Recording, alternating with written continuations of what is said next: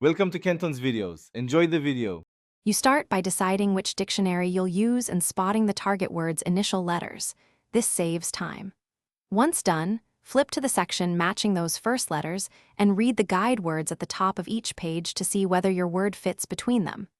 Make sure to apply straightforward alphabetical rules. Compare letter by letter, then move to second or third letters as needed. If you're using an online dictionary, type the first few letters to jump close to the correct entry. Once on the right page, scan entries in strict alphabetical sequence and compare each headword to your target. This prevents skipping similar spellings.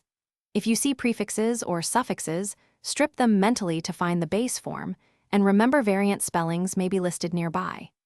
Make sure to read the pronunciation respelling.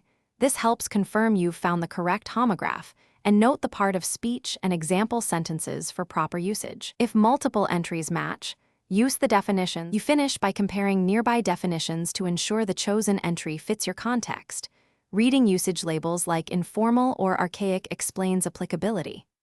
Once verified, record pronunciation and any cross-references for related words, and check etymology if origin matters.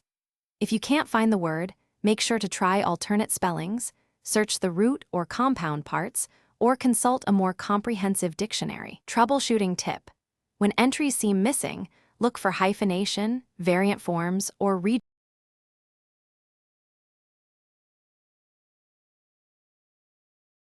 Thanks for watching. Consider subscribing if we helped you.